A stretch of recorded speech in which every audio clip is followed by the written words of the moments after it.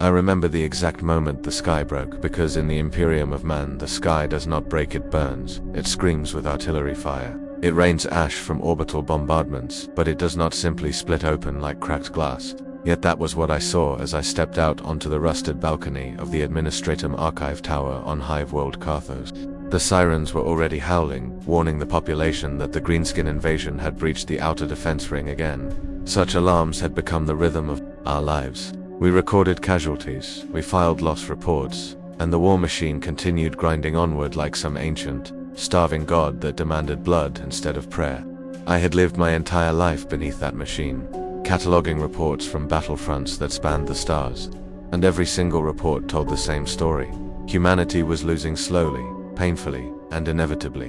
Orks devoured worlds, tyrannids stripped planets to bone, chaos corrupted everything it touched, and somewhere on Terra, the corpse-like emperor watched silently from his golden throne. There was no hope, not really, only duty. But that day something appeared in the sky that no archive, no prophecy, and no inquisitorial record had ever prepared us for. The clouds above the hive suddenly twisted inward like water circling a drain, forming a massive spiral that devoured the ash-filled atmosphere. At first we believed it to be a warp breach, the kind that vomited demons into reality. People began screaming prayers to the Emperor, some even jumped from the lower balconies rather than face what they believed was coming. I felt the same cold dread tightening around my spine as I stared upward, waiting for clawed horrors to crawl out of the rift. Instead, a small shape fell from the sky. Just a man. That was the first impossible thing. The second was how he landed. He dropped from the heavens without a drop pod, without thrusters, without anything at all, and struck the cracked ferrocrete plaza below with a soft thud. Crater, no explosion, just the sound of boots touching ground. Even from the balcony above, I could see how strange he looked. He was bald, his head shining faintly under the sickly yellow glow of the hive's smog-filtered sunlight. He wore a plain yellow suit, a white cape that fluttered lazily behind him, and red gloves that looked more suited for cleaning chemicals than battle. For several long seconds he simply stood there, staring around with the expression of someone who had wandered into the wrong building. Invasion sirens kept wailing, and in the distance the thunder of orc artillery shook the hablocks like distant earthquakes. Eventually the man scratched his head and muttered something I could not hear from that height. Then the orcs arrived. A roaring convoy of ramshackle vehicles smashed through the lower hive gates, engines screaming like wounded beasts. Hundreds of green-skinned monsters poured into the plaza, their jagged weapons raised high as they howled with savage delight. I had seen orcs before through surveillance pics, but witnessing them in person was something else entirely. They were massive, their bodies swollen with muscle and brutality, their tusked mouths dripping with anticipation for slaughter. Normally, a single squad of Imperial guardsmen would struggle to stop even a few of them. Yet the bold man did not run. He did not even look particularly worried. He simply turned toward them and blinked slowly, as if trying to remember whether he had left the stove on at home. The first orc charged him with a chain axe roaring in its hands. I remember thinking that the strange man would die instantly. That was how the galaxy worked. Weak things died quickly. But the moment the orc reached him, the man casually raised his fist and punched forward. The sound that followed did not resemble any weapon I had ever heard. It was more like thunder compressed into a single instant. The orc did not fall, it did not bleed. It simply ceased to exist. The shockwave exploded outward, ripping through the plaza and tearing apart every orc within 100 meters as if they had been made of wet paper. Vehicles flipped through the air, walls cracked, windows shattered across half the district. When the dust cleared, the entire orc vanguard had vanished. The bald man stood alone in the center of the devastation, looking mildly confused by what he had done. I remember gripping the railing so tightly my hands began to bleed. Nothing like that had ever happened before. Not even the legendary space marines of the Adeptus Astartes could destroy enemies with such effortless violence. And yet this man, this utterly ordinary-looking stranger, had just erased an entire invasion wave with one lazy punch. Below, he looked around again, as if expecting someone to congratulate him. Instead, he only found silence and the distant echoes of terrified citizens watching from the hive towers. After a moment he sighed, stuffed his hands into his pockets, and began walking down the ruined street as though he had somewhere else to be. I did not know his name then. None of us did. But deep inside my mind, beneath layers of indoctrinated fear, a strange thought began to grow. In a galaxy ruled by gods of war and monsters beyond imagination, perhaps something even more terrifying had just arrived, something that did not belong to the warp, to the Imperium, or to the endless cycle of death itself, something that could break it. The silence that followed the destruction of the Orc vanguard felt unnatural, like the galaxy itself had forgotten how to breathe. From the balcony of the Administratum Archive Tower, I stared down at the lone bald stranger walking through the broken plaza, his white cape drifting lazily behind him as if the storm of violence that had just erupted meant absolutely nothing to him. My mind tried desperately to rationalize what I had witnessed, but there was no record in the Imperium's endless libraries that described such power. Even the Adeptus Astartes, those legendary space marines engineered by the Emperor himself, did not erase entire warbands with a single casual motion. Yet this man had done it without armor, without weapons, without even the slightest effort. Below, the ruins of shattered Orc machines still burned, black smoke rising into the poison sky. The alarms across the hive continued screaming, but now they sounded distant, confused, as if the automated defense systems could not understand why the invading force had suddenly vanished. I watched as the stranger paused beside the wreckage of a destroyed Orc truck and leaned down to examine it with mild curiosity, tapping the twisted metal with his glove before shrugging to himself. It was the kind of gesture someone might make while inspecting a broken bicycle. Then, from the distant streets beyond the plaza, a new sound began to rise, thousands of guttural roars echoing through the metal corridors of the lower hive. The Orcs had not come in a single wave. They came in tides. The rest of the invasion force was arriving. Green bodies poured through the shattered gates like a living avalanche of muscle and iron. Crude banners snapped in the wind. Gargantuan war. Engines rolled forward, their cannons coughing fire that blasted apart hablock walls as they advanced. I felt a cold terror twist through my chest because I knew what would happen next. The bold stranger would finally realize the danger he was in. No single man could face an entire Orc invasion. Even the God Emperor's greatest champions struggled against such numbers. But the man in yellow simply turned his head slightly toward the approaching horde, his expression calm and almost bored. I could see his lips move faintly as if he were sighing. Perhaps he had expected something more interesting. The first artillery shell from the Orc gun line slammed into the plaza, exploding with enough force to tear apart armored vehicles. The blast swallowed the man completely in fire and smoke. For a moment I believed that reality had finally corrected itself, that the universe had remembered its own rules. But then the smoke cleared. He was still standing there, completely unharmed, brushing dust from his shoulder with a small flick of annoyance. One of the Orc warbuses, massive brute nearly twice the height of a human, stomped forward through the rubble with a chain axe the size of a man clutched in its clawed hands. The creature bellowed something in its savage tongue, clearly enraged that its artillery had failed to destroy such a tiny opponent. The bald man tilted his head slightly, listening as though trying to understand the speech of an angry dog. Then he shrugged. The warboss charged with earth-shaking footsteps, raising its roaring weapon high above its head. The moment felt frozen in time. Hundreds of Orcs stopped to watch their leader crush this strange human intruder. Even from the balcony, I could feel the tremors of the monster's charge shaking the ferrocrete beneath my feet. And yet the bald man merely stepped forward and delivered another simple punch. The result was beyond comprehension. The warboss exploded into red mist before its weapon even had time to swing. The shockwave of the strike ripped through the advancing horde like an invisible hurricane, flattening entire lines of Orcs and flipping armored vehicles onto their sides as though they weighed nothing at all. Windows shattered across 3 hive districts. The sky itself seemed to ripple. When the dust settled again, a wide canyon of destruction had been carved straight through the invading army. Thousands of Orcs were simply gone. The survivors stared in stunned silence at the small human standing alone at the center of the devastation. For the first time since their species had crawled out of whatever hellish world had spawned them, the Orcs hesitated. I felt my heart hammering violently in my chest as the truth slowly began to sink in. This was not a powerful warrior. It was not a psychic champion. It was something far stranger than anything the Imperium had ever catalogued.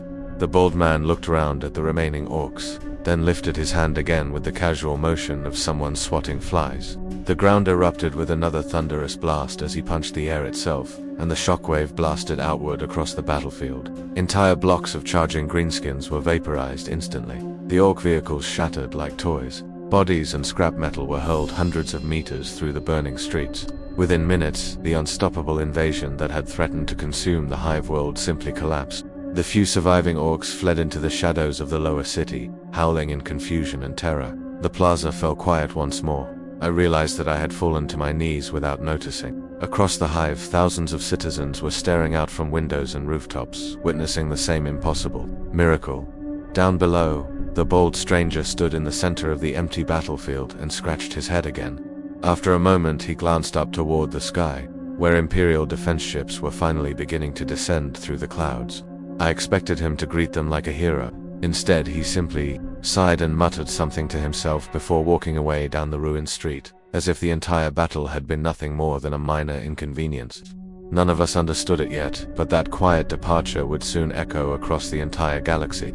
Because in a universe where war was eternal and gods fed on suffering, a man who could end battles with a single punch was not just powerful, he was a threat to the very nature of the Grimdark future itself. For several long minutes after the Ork army collapsed, no one in the Hive City moved. Billions of lives had grown accustomed to one unbreakable truth. When war arrived, it never ended quickly. Battles dragged on for days, sometimes months, until entire districts became graveyards of rusted armor and burning corpses. But the battle outside the Administratum Tower had ended in less than 10 minutes.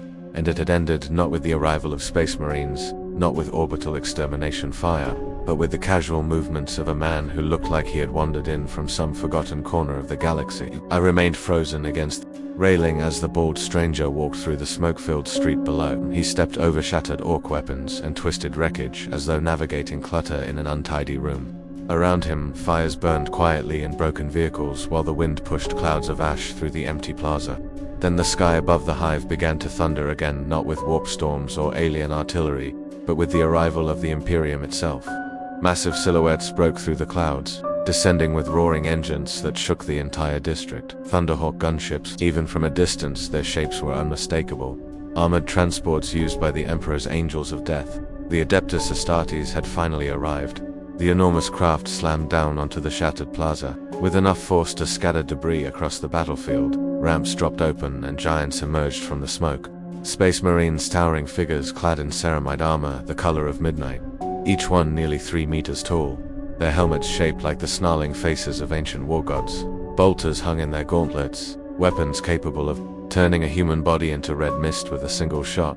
They moved with disciplined precision, spreading out across the battlefield to secure the area. I had seen images of them countless times in Imperial propaganda, but witnessing them in person filled me with a strange mixture of awe and terror. They were not men anymore. They were living weapons, forged by the Emperor to conquer the stars. And yet, standing among them in the ruined street, the bald man looked completely unimpressed. One of the Space Marines stepped forward, his armor bearing the crimson insignia of a captain. His helmet lenses glowed faintly as he studied the battlefield, the annihilated Ork warband, the destroyed vehicles, the strange human standing calmly at the center of it all. Through the external speakers of his helmet, his voice boomed like distant thunder. "Citizen," he said, the words sounding almost unfamiliar in his mouth. "Identify yourself." The bald man looked up at the towering warrior and blinked. Slowly for a moment he seemed to consider the question with genuine effort, as if trying to remember something very simple. Saitama," he finally replied, scratching the back of his head. The Space Marines exchanged brief glances through their helmet displays.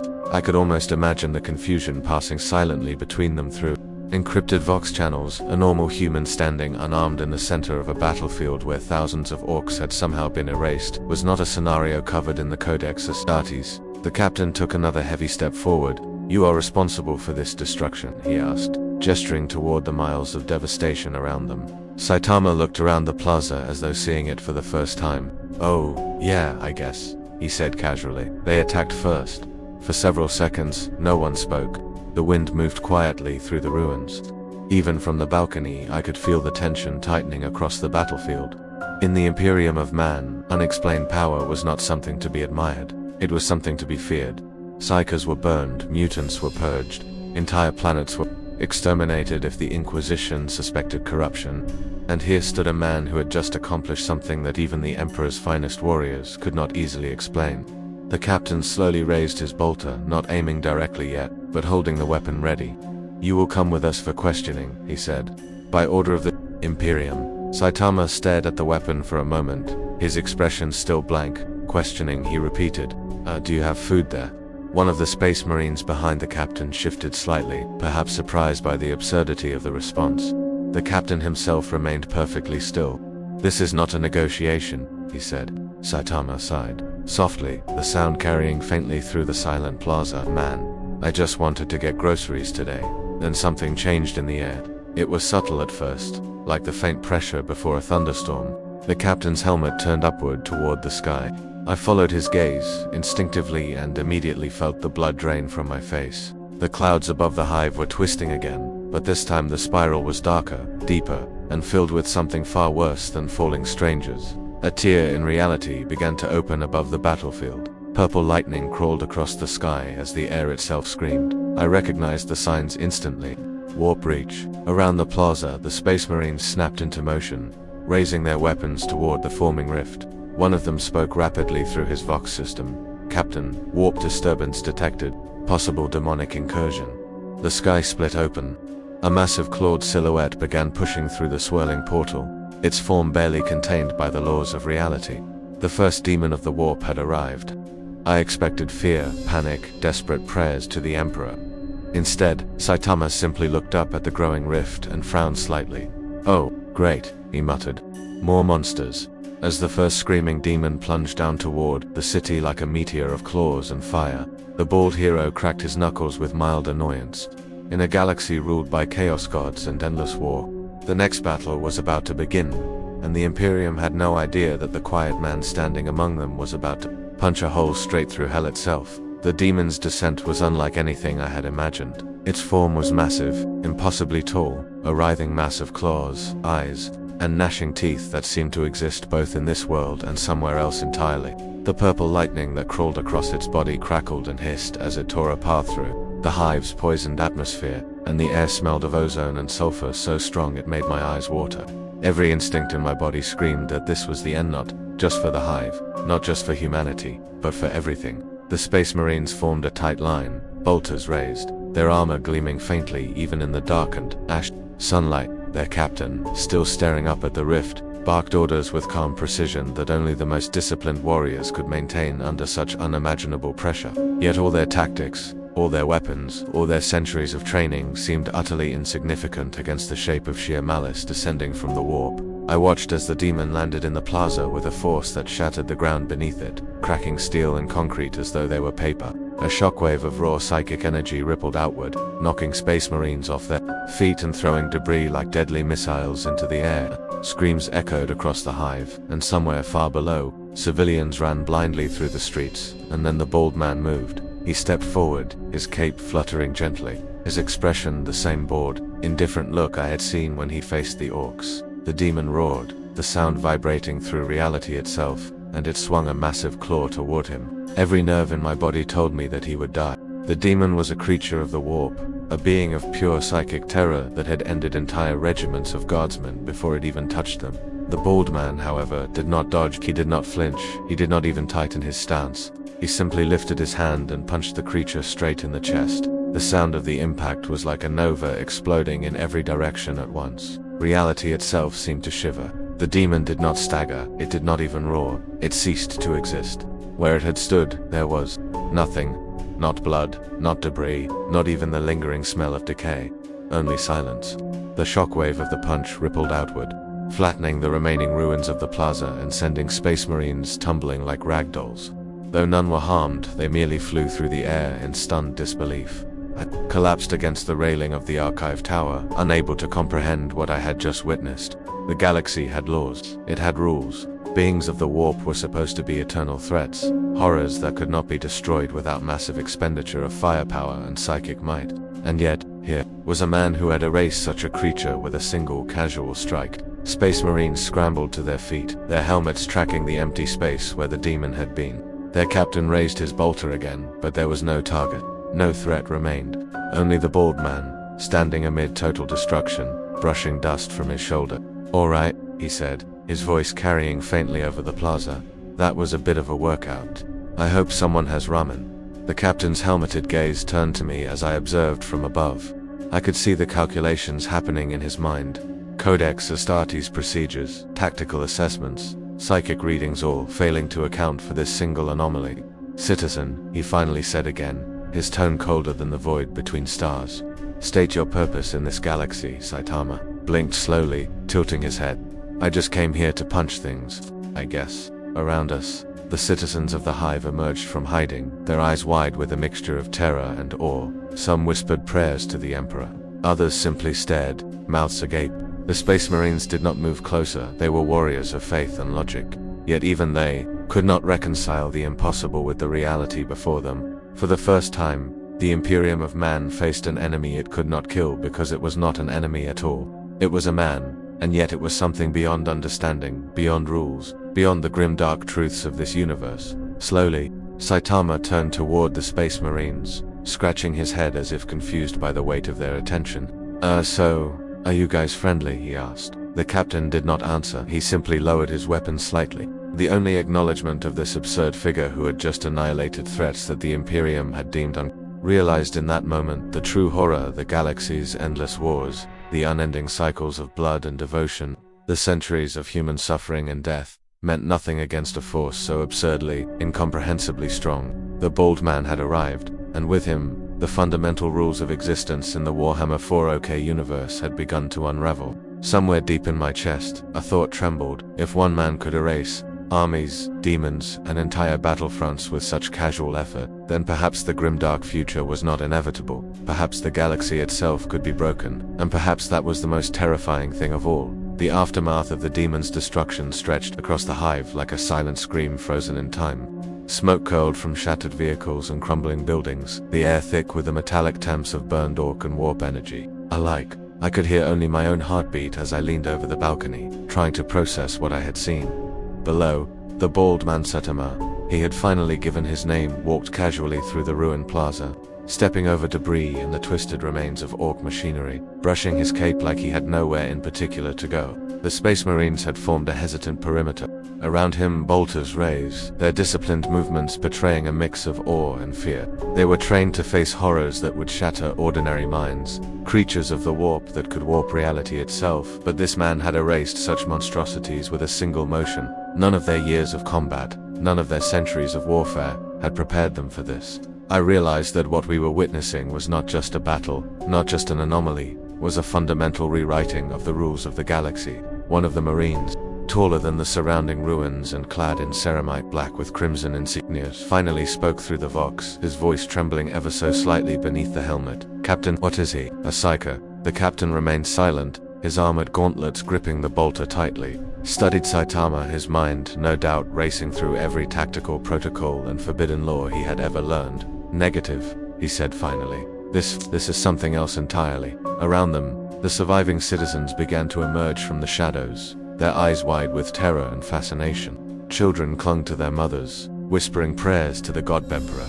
Some of the adults knelt, unsure if they were seeing a divine messenger or the herald of death itself. Saitama, however, paid them no attention.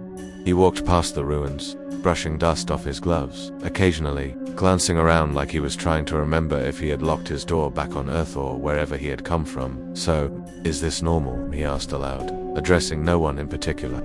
The captain finally stepped forward, bolter lowered slightly, though still ready. "Citizen," he said, in a voice honed to cut through both fear and chaos, "you have just annihilated forces that would have devastated this hive world and ours. You have no recorded precedent, no identifiable allegiance, and no discernible psychic signature. Identify yourself and your purpose in the service of the Emperor." Saitama blinked slowly. "I just punch things. That's it." The simplicity of the statement stunned everyone. The captain's helmet glowed faintly as his mind processed this, running through assessments of threat, loyalty, and incomprehensible probability of what had occurred. Around the plaza, the still smoking ruins reflected a world that had been reshaped in seconds. Buildings stood with twisted steel, vehicles lay flattened, and the streets themselves bore the imprint of shockwaves that had erased thousands of lives from reality, not by death, not by fire, but by complete obliteration. Somewhere deep inside, I felt a shiver of horror, not at the destruction itself, but at the realization that the Imperium, the countless centuries of suffering, and the unending wars that defined our existence might now be meaningless. A being that did not operate under the rules of our universe had entered the galaxy, and with each casual movement, it demonstrated the futility of everything we had fought, prayed, and died for. Then came the whispering tremor beneath reality itself, a voice not carried through the warp, but through some deeper, colder layer of existence. It spoke to my mind without words, hinting at truths too vast to comprehend. "This is only the beginning. Saitama paused mid-step, scratching his head, his eyes scanning the shattered plaza. Looks like I have to go shopping later, or maybe get some ramen first. Can't have too much destruction on an empty stomach. The absurdity of the remark hung in the air like a cruel joke. Yet in that moment, I realized the galaxy itself was witnessing an entirely new kind of terror. Not the mindless horror of the warp, not the brutal efficiency of Ork violence, not even the cold calculation of the Adeptus Astartes, but the quiet, indifferent, unstoppable force of one man who existed outside of fear, hope, and consequence. He did not fight for glory, for empire, or for survival. He fought simply because he could, and the implications were terrifying. Across the hive, the Space Marines hesitated, unsure whether to intervene, follow orders, or attempt to comprehend the incomprehensible. Somewhere far above, the Imperial Navy's sensors had already begun to register anomalous readings. The complete erasure of matter, the absence of psychic echoes from the destroyed demon, the impossible scale of devastation carried out casually by a single human. I understood then that the galaxy had changed, that in a universe built on the foundations of endless war, oppression, and the dominance of powers beyond mortal comprehension, one man could undo it all with a single punch. The bald man turned toward the ruins, looking faintly puzzled as if trying to decide which way to go. I guess I should see if there's a convenience store around, he muttered. A space marine raised his bolter again, ready to respond, but his captain placed a hand on his armored arm. Do not fire, he said. We do not yet understand what we face. Around me, I realized the true horror of the situation, not the destruction itself, not even the sudden erasure of unstoppable forces, but the knowledge that the galaxy's rules no longer applied. A being capable of casual omnipotence had arrived, and it cared nothing for prophecy, allegiance, or survival. The Imperium had always relied on fear, faith, and the unassailable inevitability of death to maintain order. That order was gone. In its place was a simple, bald man who had already rewritten the laws of existence with a single, lazy motion. Somewhere, deep in the void of space, the Emperor himself remained silent on his golden throne. Below, the hive continued to burn quietly, and the bald man Saitama continued walking through the ruins, oblivious to the fact that with each step, he was unmaking the Grimdark galaxy, one punch at a time. The quiet that followed the battle stretched unnaturally over the hive, broken only by the distant groans of dying machinery and the faint echoes of terrified citizens peeking from shattered Hablock windows. For the first time in my life, I truly understood what it meant to witness power beyond comprehension. From my vantage point atop the Administratum Tower, I saw Saitama moving casually through the streets, brushing rubble from his gloves, scratching his bald head, as if he were late for a grocery run rather than the savior or, perhaps the undoer of an entire hive world. The Space Marines trailed him cautiously, their bolters lowered but still ready, the tension between awe and fear etched into every movement. Reports from the lower districts began streaming in via automated vox lines, noting the complete obliteration of the Ork warband and the demon incursion. Each message contradicted previous knowledge of physics, tactics, and reality itself. No Orks remained, no trace of the demon survived, not even a scorch mark to suggest its existence. The sensors aboard the nearest Imperial Navy frigate registered anomalies they could not categorize: localized spatial distortions, total energy displacement, and the apparent deletion of mass. I could feel the weight of the implications pressing down on me. If one man could perform such feats casually, then everything the Imperium had relied upon for millennia, faith, fear, military might, and psychic dominance, was suddenly insufficient. Somewhere in the upper hive, whispers began spreading among the administratum clerks and maintenance crews. He's not human, one muttered. He's a weapon, said another. And yet Saitama did not fight for ideology or empire. He fought because he could, because it was simple, because anything else was unnecessary. That realization was perhaps the most terrifying part. Across the plaza, the captain of the Space Marines finally spoke again, his armored voice carrying the weight of centuries of command. Citizen Saitama, he said carefully, choosing each word as if navigating a minefield, we require understanding. You are an anomaly beyond the Imperium's comprehension. Explain yourself. Saitama tilted his head slightly, as though considering a homework problem he had long since forgotten. I don't know, he replied. I just punch things. A soft ripple of incredulity passed through the assembled Marines. I could see them computing probabilities, calculating threats, re-examining every tactical principle they had ever been taught and finding it all irrelevant. He had no allegiance, no psychic signature, no equipment, no armor beyond the yellow suit that clung lightly to his frame. Yet he had shattered impossible foes effortlessly.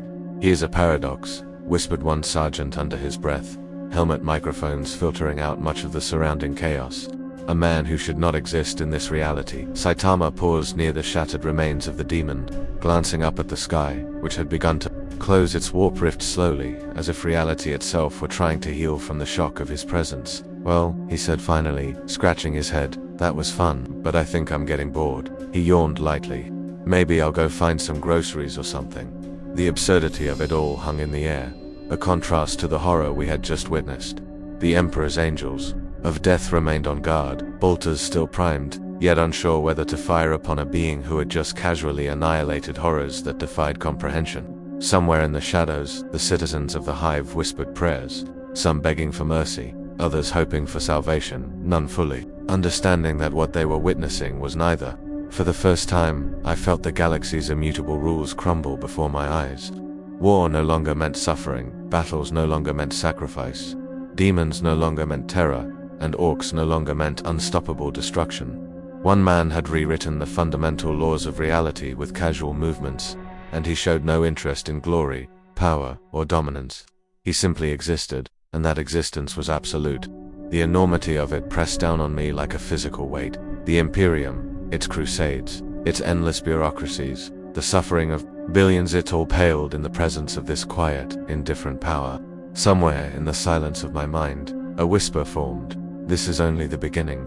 The bald man, oblivious to the cosmic implications of his presence, continued walking through the streets of the ruined hive, brushing past rubble, stepping over shattered orc weapons, glancing at a ruined plasma turret with mild curiosity. Every step he took carried with it the potential to reshape the galaxy, yet he moved with the laziness of a man who had missed breakfast. I realized then that the horror was not in his strength, but in the fact that it was meaningless to him. The universe is endless,